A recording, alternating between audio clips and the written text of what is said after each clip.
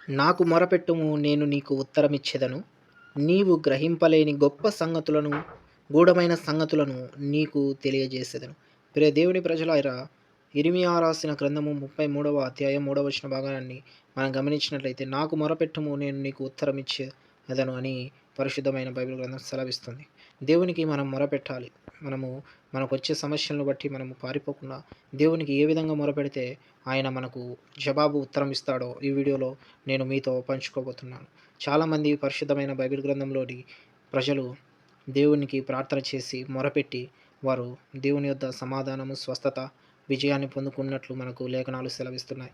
ఈ 33వ అధ్యాయం 3వ వచనం ప్రకారం ఇర్మీయా గ్రంథంలో చెప్పిన మాటలు మీ హృదయంలో ఉంచుకొని దేవునికి ఏ విధంగా మొరపెట్టాలో కొన్ని మాటలు నేను క్లుప్తంగా జ్ఞాపకం చేస్తున్నాను. వీడియోని చివరి వరకు చూడండి. తప్పకుండా ఒక లైక్ చేయమని మిమ్మల్ని అడుగుచున్నాను.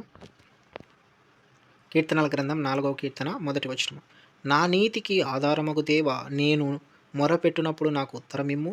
ఇరుకులో నాకు విశాలత కలగజేసిన వాడవు నీవే. నన్ను కరుణించి నా ప్రార్థన ఆలకించుము.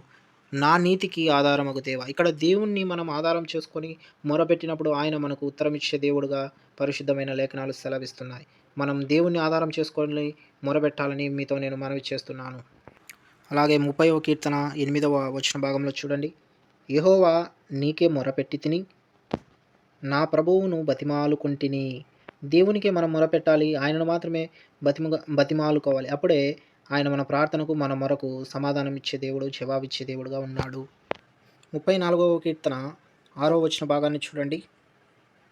ఈ దీనుడు మొరపెట్టగా యెహోవా ఆలకించెను, అతని శ్రమలన్నిటిలో నుండి అతన్ని రక్షించెను. మనము దీనత్వం కలిగి దేవునికి మొరపెట్టినప్పుడు దేవుడు మనకు సమాధానం, ఉత్తరం ఇచ్చే దేవుడుగా ఉన్నాడు. ప్రియ జనాంగమా, 39వ కీర్తన 12వ వచన భాగంలో చూస్తే మనము ఎలా మొరపెట్టాలి దేవునికి. యెహోవా, నా ప్రార్థన ఆలకింపుము, నా మొరకు చెవియొగ్గుము, నా కన్నీళ్లు చూచి మౌనముగా ఉండకుము. ప్రియ దేవుని ప్రజలారా, కన్నీళ్లతో మనం దేవునికి మొరపెట్టాలి. అప్పుడే దేవుడు మనకు జవాబు ఇస్తా అంటున్నాడు. మన మొరకు, మన ప్రార్థనకు జవాబు రావాలంటే మనం కన్నీటి ద్వారా ప్రార్థన చేయాలి. కన్నీటి ద్వారా మనం ప్రభువుని మొరపెట్టాలని మనవి చేస్తున్నాను. 40 కీర్తన 1వ వచన భాగాన్ని చూడండి. దేవునికి ఎలా మొరపెడితే మనకు జవాబిస్తాడో. యెహోవా కొరకు నేను సహనముతో కనిపెట్టుకొంటిని, ఆయన నాకు చెవియొగ్గి నా మొర ఆలకించెను. ప్రియ దేవుని ప్రజలారా, మనము సహనముతో దేవునికి మొరపెట్టాలి. అప్పుడే దేవుడు మనకు జవాబిస్తాడు, ఉత్తరమిస్తాడు. దేవుణ్ణి ఆధారం చేసుకోవాలి.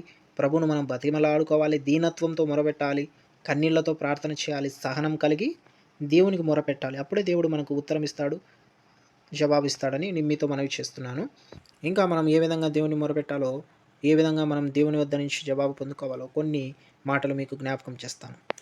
116వ కీర్తన 2వ వచనాన్ని చూడండి. ఆయన నాకు చెవి యొగ్గెను, కావున నా జీవిత కాలమంతయు నేనాయనకు మొరపెట్టుదును. ప్రియ దేవుని జనాంగమా, మనం మన జీవిత కాలమంతయు అనగా మనం బ్రతుకు దినములంతా దేవునికి మొరపెట్టాలి. మన జీవితంలో జవాబు రావాలి అంటే మనం ఆయన చేసిన కార్యములను బట్టి ఆయన ఆశ్చర్యకరుడు గనుక మనం ఏం చేయాలి? మొరపెట్టాలి ఆయనకు. ఎప్పుడు?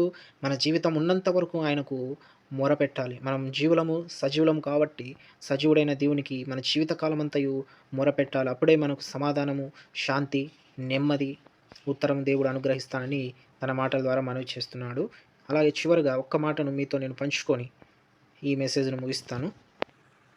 145వ కీర్తన 19వ వచన భాగాన్ని మనం గమనించినట్లయితే, తన యందు భయభక్తుల గల వారి కోరిక ఆయన నెరవేర్చును, వారి మొర ఆలకించి వారిని రక్షించును. ప్రియ దేవుని ప్రజలారా, దేవుని యందు మనం భయభక్తులు కలిగి ఆయనకు మొరపెడితే ఆయన మనకు ఉత్తరం ఇస్తానంటున్నాడు. దేవుని యందు మనకు భయము కలిగి ఆయనను ప్రార్థించాలి, ఆయనకు మొరపెట్టాలి. అప్పుడే దేవుడు మనకు జవాబిస్తానంటున్నాడు, సమాధానం ఇస్తా అంటున్నాడు. చాలామంది బైబిల్‌లో ఈ విధంగా వారు దివారాత్రము దేవుణ్ణి ప్రార్థించి జవాబు పొందుకున్నారు. యాకోబు అయితే దేవదూతతో పెనుగులాడి ఆయన జవాబు పొందుకున్నాడు. దానియేలు గారు చూడండి, ఈ విధంగా పరిశుద్ధమైన బైబిల్ గ్రంథంలో దేవునితో వారు ప్రార్థన చేసి దేవునికి మొరపెట్టి వారు ఏం చేశారు? దేవుని యొద్ద నుంచి ఉత్తరము, సమాధానం పొందుకున్నారు వాళ్ళు. ఆ విధంగా మనం కూడా దేవుని యొద్ద సమాధానం పొందుకోవాలంటే ఈ విధంగా చేయాలి. దేవుడు అప్పుడే మనకు 33వ అధ్యాయం ఇర్మీయా రాసిన గ్రంథంలో చూసాం కదా!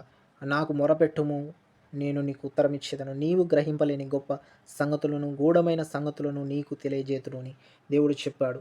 ఈ విధంగా దేవునికి మొరపెట్టి దేవుని యొక్క మేలులు, దేవుని యొక్క ఆశీర్వాదాలు, దేవుని యొక్క సమాధానం, దేవుడు మనకు ఆయన ఆయన ఏవైతే మన కోసం సిద్ధపాటు చేసి ఉంచాడో అవన్నీ మనం పొందుకోవాలని నేను కోరుకుంటున్నాను. ప్రభు ఈ మాటలు దీవించును గాక. Amen. Thank you. God bless you. Do like, subscribe our channel.